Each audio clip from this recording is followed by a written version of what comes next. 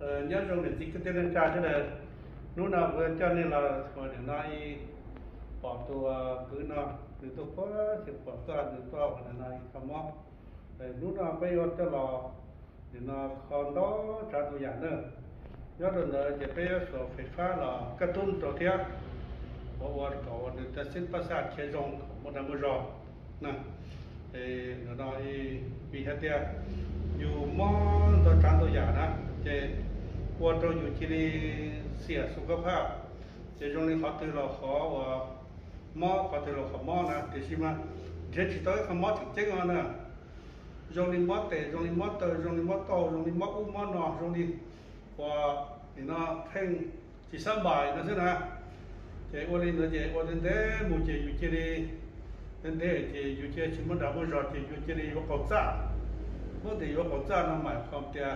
อยู่ที่นี่มั่วมั่วตัวใหญ่ใช่ไหม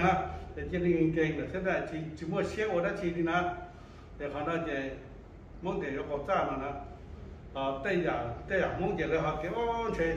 มั่วได้ถึงรูปลีเขาที่พวกเจริญเที่ยนั่นนะเป็นที่มั่งมาแต่มั่วนั่นมันตัววันนึงเขาทับหัวที่เขาอยู่เดียวแล้วก็วันนึงตัวเลยที่ก็มั่วกำลังใจเลยที่ก็จีนมั่วดำมั่วรอที่พันเนี่ยนักจีนเราก็สู้ต่อเนอะถกตึกก็ชิมว่าดำว่าจอยก็เพ่งตรงนี้ว่าชิมว่าเสียพิเศษนะวันดาวหัวเราตรงนี้จะชิมว่าเสียหอเนี่ยเนาะยมคือจะเอาอย่างนั้นละจะชิมว่าเสียแต่อย่างนั้นจะนี่ที่เรียกว่าจะว่าอยู่ที่นี่ก็จ้ารู้ว่าเราอยู่ชิมว่าจะดำว่าจอยนั่นจะขนาดเดียวกู้หายจิตต่อหัดเดียวตูพันยานาจีเนาะแต่ชิมว่ารวมเราจะอยู่รู้สุขภาพนะจีมั่วความต้านทานละแต่จีแข็งแรงละนะเพราะนั้นนะอยู่หายเราจะและใครเตะอยู่จีมั่วความต้านทานเจจีมั่วกำลังใจละแต่นะนั่งเราจะถอยเตะอยู่จีมั่วกำลังใจเลยมาอยู่ว่าได้ชีเราตรงนี้เพ่งชิมว่าเจเตะไปเจอหอเพ่งตรงนี้ว่าเนี่ยตัวเอละใช่ไหมที่เราคนนั้นเจ็บอีคอลินาเตคือนั่นกู้ต่อว่าตัวพญาว่าลีนอนะตัวพญาชิป้าตัวพญาราชิโรดิสิมาตรงนี้ว่าเพ่งว่าน่าราชิราชิหอน่าจะตาเราตรงนี้ชิหอน่าขอดอนจะราชิหอที่ว่าเราว่าเนี่ยจีรีชิมัวกำลังใจเลยซื้อนะที่ตรงนี้ก็ปวดใจใหญ่ที่นี่มอชิมอสวดเทลุนั่นนะเจ้าเจ้าว่าเทลีนู่นน่ะเทลีว่าหล่อเมื่อรู้ไฟฟ้านั้นอยู่หรือจ้ะเมื่อไฟฟ้านั้นกระตุ้นหรือจ้ะก็มันกระตุ้นจนแต่เส้นประสาทเต็มมอดตัวมออุ้มมอดนอมอดตาหูนอหลอกก็หายกระตาจ้ะแต่อย่าเต้นหายตาจะอยู่มัวดำมัวรอตัวอยู่ว่าชิมัวเต้นนอเลยจะอยู่มัวดำมัวรอจะอยู่สาวันนั้นชิเราอยู่ยิ่งว่าเตาอยู่เขาเดี๋ยวน้อยวันนี้จ่าเราอยู่ยิ่งมัวรอเตี้ยนั่นนะขณะอย่าไปจอดเนี่ยไปจอดไฟฟ้ากับพิเศษองศาเนี่ยขณะจอดดูกระตานะจอดดูกระตาเย่ต่อจอนี่น้ำมาหนึ่งเจนี่หมดต่ออยู่ก็เตยเจจอนี่น้ำมาเชียอยู่ละจอเชียตุนทั้งละจอนี่เชียที่จอนี่ก็ยาวว่าจอไฟฟ้าหมดต่อว่าหนึ่งจอก็เตยเจนี่ที่จอเนี่ยพอเมื่อจอเจฮอเห็นนะอีว่าหมดต่อเพราะว่าเห็นนะอีไปอยู่ซื้อเนาะ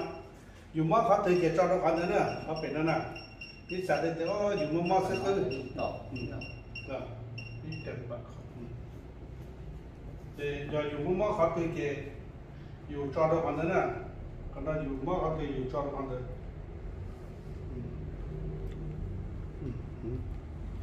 แต่ขณะเกยอยู่มั่วสักคืนน่ะเกยอยู่คู่จอดสักคืนอยู่มั่วโดนน้ำคู่จอดด้วยนั่นเกยถอดตื้อต่อเกยเนี่ยบอกไฟฟ้าช่วยนั่นน่ะหรืออีจอน่ะนี่วันนั้นน่ะyên củ đi nữa nè chỉ giờ này chỉ chọn thành mắm sen nữa chỉ chọn thành mắm sen chỉ củ và rong cần gỗ nữa rồi tiệt giờ cái mắm sữa từ mắm tao hồ mắm đũa đây nó chỉ muốn được qua đi nó chỉ đi qua rong nè chỉอยู่rong chỉ cái tên làอยู่rongอยู่mua đạm mua giò chỉ mua chỉ làอยู่mua xíu một chútอยู่khácอยู่chỉ bóng xía là giờ mua đám mua giò thì quá chỉ là những tàu nè khứ đó chỉ là những khứ tàu mua giò nè chỉ cho nó mà วิธีเนาะมาจะวิธีข้อว่าทันสมัยนะวิธีข้อทันสมัยม้วนลูกไฟฟ้านะนะม้วนลูกไฟฟ้าเนี่ยเรากระตุ้นกับอยู่จนช้าเราเขียนะก็อยู่จะเส้นประสาทเราเทียอยู่จนช้าเราเขียร้องหมู่เกจเดี๋ยวเราอีเตานะนะมาขอเรามาโม้ส่งเราไปจอกที่นั่นจ้าว่าเดี๋ยวเราให้มาเอchỉ bỏ các ôi trà thì là một món nắng nè chỉ rong nó nè chỉ còn nó chỉ lắc sẵn á nhưng cứ món nắng thế nào nữa rồi chỉ tàu và thằng khoa chỉ tàu đi trà xứ đó rồi thì có cho plot phải phá rồi chỉ dân rong đi rồi món nắng đó có bao nhiêu dù chân đi nó món nắng nữa mà bây cứ đi lên trà chỉ mua và để nó lú nó chỉ lỡ thế thì món nắng nữa chỉ lỡ món nắng nên nó chỉ mua một chỉ lời chỉ đi bao thành khoa chỉ đi mua xí phư lời chỉ xí phư khi lời thành khoa chỉ lời chỉ đi lò thành khoa chỉ lời chỉ đi nu lòn chò tàu đi nó nè cho tàu cho tây đi nó nè chỉ rong phá nhau á nè rong phá nhau á nè này cháuวันนี้กูขวานนี่นะกูchỉตัวนี่นะกูขวานนี่นะกูจะหันเรากูchỉ thành đá thành khoaแต่chỉกูส่วนไฟฟ้าเนาะวันนี้นอนจะยิ่งยกวันนั้นหรือเปล่าแต่ชีว่าตัวไก่ตัวบัวชีตัวยุ่งตัวตื่นเสื้อแต่ชีว่าลักษณะจะยิ่งยกวันนั้นเด้อเนี่ยตัวแต่กูจอกเกี่ยวกับไฟฟ้าเราตัวเจ็ดเขาใช้ตัวยิ่งชองนี่เนาะก็ได้แต่เรายิ่งสารชอเที่ยวมีคือเราจื้อเกียร์ด้วยจื้อเกียร์ที่ว่าเป็นอย่างนั้นจะก็ชอนี่เนาะที่ก็วันนี้เนาะตาเจหรือเนาะก็จงปืนนะคนเราตัดเนี่ยปืนโจรปืนออกปืนหลอกปืนโจรคนนั้นน่ะเด้อเนี่ยเจ้าหัววันนั้นเจเนี่ยจีมัวไฟฟ้าหลอกกระตุ้นนี่นอนเจตัวจีนั่งนอนหรือใช้เด้อหรือใช้มันมัวอีคอวันนี้นอนนี่จิตตศาสตร์มันสามารถรอว่าโจก็ตัววันนี้นะยกวันนั้นเด้อมั่วความตัวน้อยคือตัวนี่เราสาวนั่งเราคือจริงก็ยิ่งวัวเตาอ๋อก็ยิ่งวัวเตาอ๋อพอตัวตื้อหาจริงจังแล้วมันวัวเตานะพอตัวตื้อจังแล้วมันวัวเตาจริงวัวเรานี่น้อยจริงไปจนนั่งว่ามั่วม้อว่าเขาปลดตายเสือนั่งจริงยอดนี่น้อยเสื่อมหมดเลยพอขอน้องมาไปเชื่อเสือวันนั่งที่มาขอไฟฟ้าในเรื่องกระตุ้นเขาก็อวดีอวนั่งได้ยิ่งชอเตนชอเตอร์นี่นอนได้วัวนี่นอนหมู่ลีว่าอีอ้อทีเจก็เต้มีเส้นเลือดเส้นประสาทเราเขียนชาร์ลงหัวตาเลยเจเขาจะชื่อว่าเราตาละตัวเด็กก็จิตโตฉันได้โตจอดได้เด็กก็ชื่อว่าเราตาเลยเขาเลยจะว่าแล้วมั่วซีฟื้นจีว่าตาวัวอะไรนะถอยหลวงพ่อปีหลวงพ่อก็จังจิตเตาว่าก็ที่อยู่คนปีวันนั้นเรามาจงเตียมาอีอาทิตย์นั้นว่าจะย่อจงมาลงซ้ายเราเขาก็เจริญแต่มาตะก็หลอกวิจงนั้นมาหรือวันนี้นะที่จิตกระตุ้นก็จะเส้นประสาทเลยนะมันก็จงเท้าใช่นะก็จิตใช่นะเนอะพอเจ้าน้องเราอยู่ตัวนี้อ่ะที่นั่นที่เขาว่าอยู่เต้นช้าเต้นวันนี้นะcho nó kia có hồ rồi thì có cho chơi thì tàu nữa thì còn nó chỉ là sinh ra trong này và thì nó cái cho này và dù anh thì chỉ khó nó mà khó tôi cho mót đùa cho mót tệ mót tờ cho mót tao hồ rồi sắp thôi mà giờ cho bự cho mót tao hồ cho mua nẻo khứ rồi thì là thì có cho nó xứ lại thì và thì nó rong lại nữa thì giờ đang thì khó nó thì khó được cho và thì chỉ tàu tụ phát ra và mót họ tự tía nè thì chỉ phải mót nè thì chỉ mà họ thì cái tụ phát ra từ nó thì họ thì bỏ ra nó thì nên một như hạt thì chỉ có chao nó thế cho tụ lọt của thì chỉ có chả cho tụ thì chỉ có chả nó thì cơอยู่cái tiền phong chỉ đặt cái lọ uống lấy chao là chỉ tàu là chỉ mót thì cũng là chỉ chơi giờ có sở đánh là gì thế thì một sở đánh là thì sở đánh chỉ dùng thì tiền theo chỉ là hai sở đánh dùng đó cũ nó là cũ chỉ在我的那叫那我能解包我叫他的我的那了一种的中能多啊，这是到潘家的哟，莫那小莫好的，所以说你莫带，所以说你莫到，所以说你莫着好，所以说你莫到好，这带起这家成片，这莫可能我的那个这故障那，就是嘛要到学好呢。mình chơi cho tới ta chơi mình cho về nó mà giờ dùng cho tí nữa mà dùng của đi nó cho tí nữa lúc phải phát là mình cho đi nó này tê nó này chỉ là lạc qua đấy còn nó mà phải phát qua là chỉ cái qua đấy cái chỉ qua là nếu như qua như này phải phát này thì nó chỉ cho có tay ta chỉ mà họ là cho phải lúc đó phải giúp với nó này họ dùng cho tí nữa chỉ dùng quân xuống luôn dùng cho tay cho tao tí đẹp rồi đó để cho kìa họ chỉ bộ cá to của đi nó là mót hay là tiền gì nên tàu của đánh ra thì mà đó và tôm bò lo đó chỉ nhiệt tiền tôm tàu dùng đi nó là tàu đó của sẽ là hướng dụng để cho bọn đánh của đi nó dùng này để cho tụi chỉ năng của chỉ năng lẩu khó tay khó chơi khó nên khó trả là vì đi mua đi nó nên chỉ đi bộ đi nó nên chỉ đi bộ tàu nên chỉ đi tàu khó cứ tin nên trả được nó là khó thành đi họ nó là cô giáo ý à họ nói những cái thay xa của này đó thì để đó chỉ thành khó thôi nên chỉ thành khó thôi nên giờ nó chỉ họ nó chỉ số phải phát thì nó ví dụ nó chỉ qua lý qua thì nó có chỉ là thì một trong này còn là thì sẽ là nhưng ok nữa nhưng ok rồi thì bây giờ chỉ nhưng quaอยู่ตกแข่งแต่มายิ่งน้องชวนเดินเที่ยวว่าเราอยู่น้องชิดเตาดีนะก็สิใช่ไหมหรือยังวันนั่งรีโน่ว่าเกี่ยวที่เราอยู่หลักได้อยู่แต่ชิมาไฟฟ้าว่าเองวันนอกที่แล้วจะได้เชื่อเราเลยที่คนขวาเตาวิธีวันนั่งรีโน่เฮียมาแล้วที่นี่ยอมหาเป็นวันต้องตัวจินนั่งเลยยอมหาบ่เวทีวันรีโน่ที่อยู่ตกแข่งมาyo chua cái tụ cách không cho mà đây mục con này tu bây giờ phải đây cái khảo lý thải sát đó quân nâng của giờ lý thải sát tiền xin tạ xin nó bé thi bản chỉ tàu nè bé cho vào được nó đi technology đó là thi bản quân nâng là bé thi bản chỉ tàu ấy trong lần thế này chỉ nạp thử trong lần thế này hạt tiền hiện đại đó thì chỉ nên chỉ rằng đó thì chỉ cần ta ra đó còn nâng giờ biết thế là sao thì chỉ bé ở trên bài chỉ tàu lúc thầu là sắp nó lúc thầu là sắp mà lỡ ở trên bài tàu là chỉ nữ chỉ giờ đã nữ giờ đi lúc thầu là sắp họ bé cho còn nâng là bé ở trên bài chỉ tàu chỉ là thì nó đã nữa thầu tưอยู่ở trên bài chỉ tàu là chỉอยู่với trọc rồi đau cái muốn là bây giờ các anh bài tao là ở chỉ ra là này mà khó quên nên nó người giờ biết ra sao thì chỉ biết anh bài chỉ tao chậu sông sầu thầu tên tổng tên nó giờ anh bài tao thì quên nên giờ đã chỉ quên nên giờ đi trả cho ra bao tơ giờ đã chỉ quên nên bao khi giờ chỉ nó chỉ thầu người giờ biết ra sao đó thì chỉ cho nó biết anh bài chỉ tao chỉ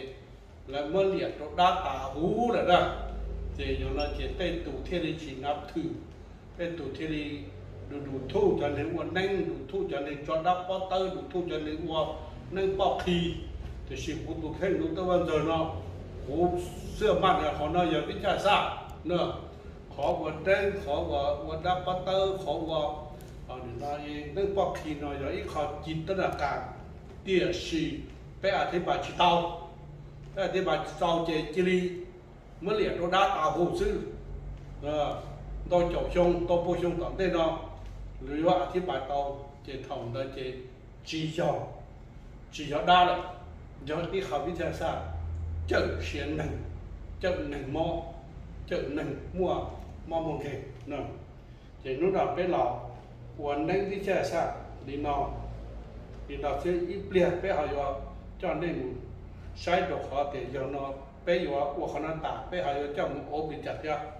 còn nửa tháo chán nó kia rong còn nửa muốn đáp bút rau còn nửa chỉ tháo và ô lý tụi này muốn ăn thì yêu khó trả nó còn bây giờ ít khó và hiện tại thì trong cái theo sát đó là cũng là đứt họ thì nó chỉ nếu chủ hạt tiền giờ nếu khó tiền mỏ u đi chào là chỉ trong đó thì giờ lùm lò thì hạt tiền cùng tan phản nè tỷ là lùm America đấy immunity tỷ là thì giờ nó thế thì water khả năng mà trong đi những vấn đề kiện đó thì khi mà người phải phá các tôn để những vấn đề đó nè trong đi bây giờ chỉ năng đó nè bây giờ chỉ năng chỉ giờ lấy xa đơn thà chỉ cái gì mà tranh đi năng đó họ nói chỉ biết chỉ lấy xa biết là phải cho phải phá rồi chỉ tranh nè tranh nhưng tranh đi vào biết vấn đề đó nè họ nói vậy cácวิทยาศาสตร์นะกระตุ้นกับว่าอยู่จอว่าเส้นประสาทเนี่ยเขียจงเราอยู่จอเส้นประสาทจอเส้นเลือดเนี่ยเขียจงเลยเจอยู่เจ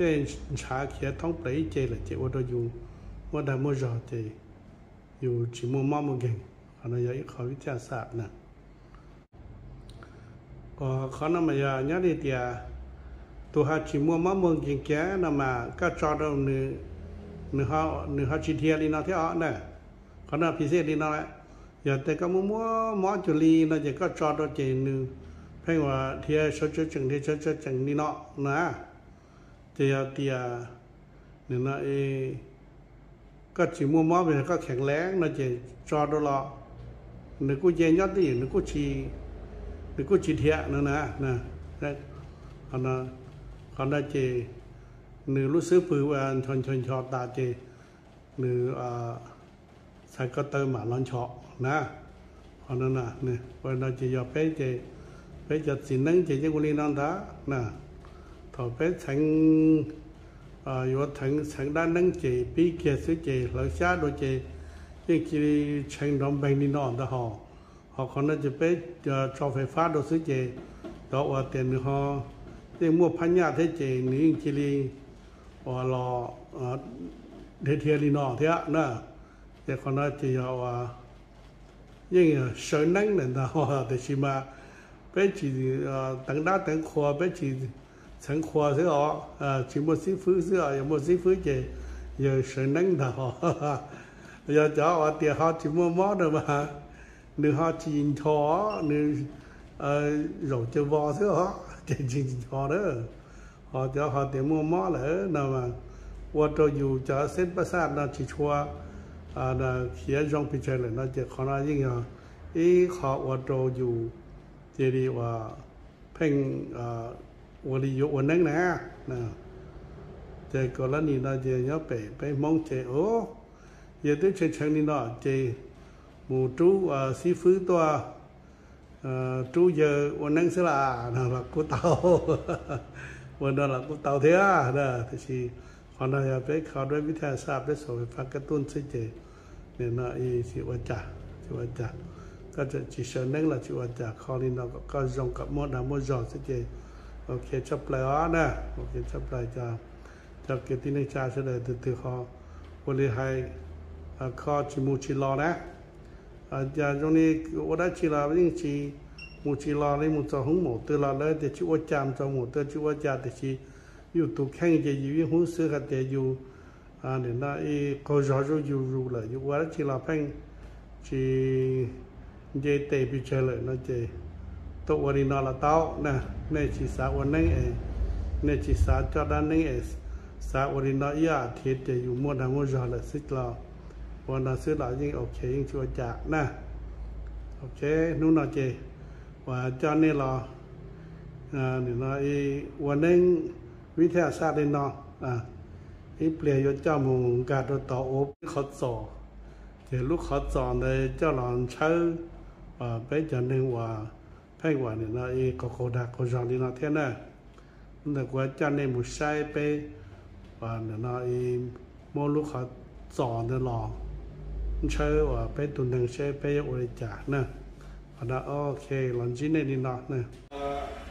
giờ nào anh cho xe này là xe nó khó tỏ lúc nào bên bông hoa khó tỏ nữa để xin lúc này khó tỏ thấy tròn ruột rồi này mong nè cái mong mà họ chế mà nhưng mua đi lúc chế lúc khó tỏ chỉ là khó tỏ không bao khó họ lấy giờ nó chế lấy họ mua lúc khó tỏ nữa cho là qua để nó đi chơi này mong nè thì nó chế cái gì thì mỗi giờ chơi này mong chế lúc qua thì nó có giờ lúc tàu ốp đó giờ lúc qua thì nó sau đây nè lúc sau đây thì mà đi cho lá và nó mà đi lo ra một cái hố lúc họ trò nó thì lúc họ trò nó thì mà đi lo cho ta chua cái hố đó nè cho ta chua nó thì mà họ có nên lo rột nó tới thì sớm bài khi mà thấy bộ lúc chuyện nó lo nữa thì kia thâu còn nó trốn tàu của gì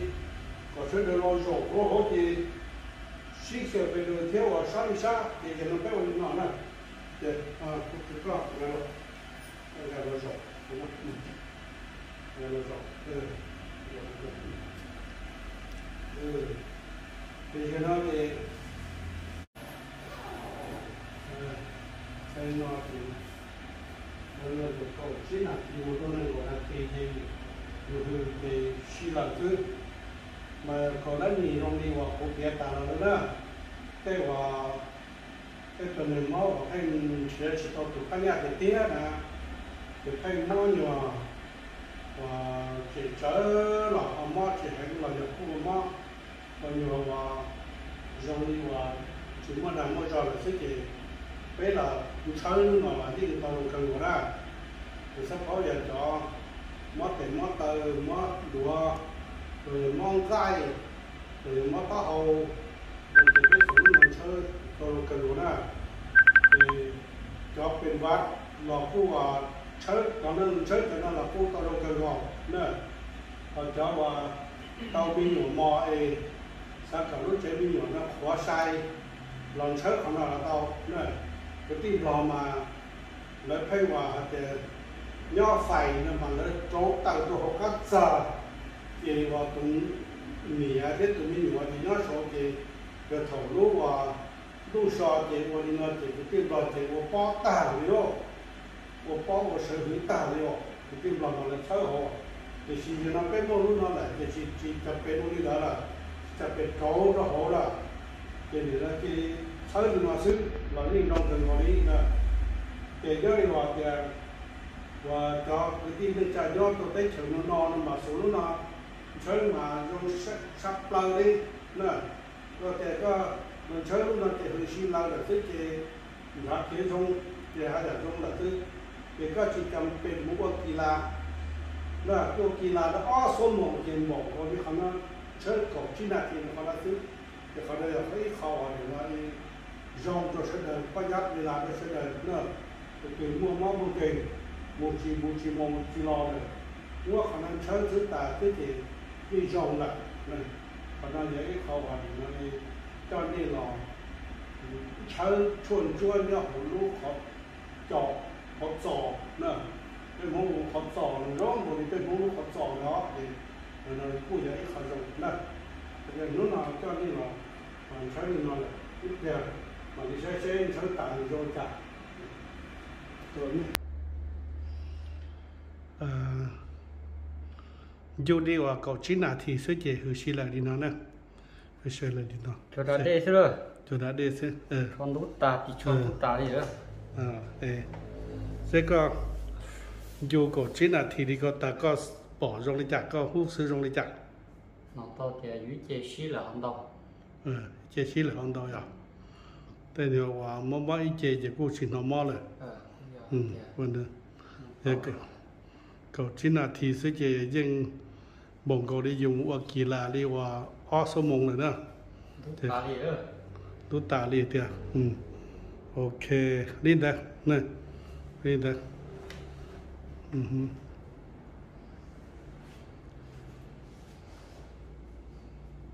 ตาทอทุกขั้นทุกตา这里呢，ใช้อุปกรณ์ไฟฟ้าที่ใช้ชวนเราจะใช้ลิ้นนะ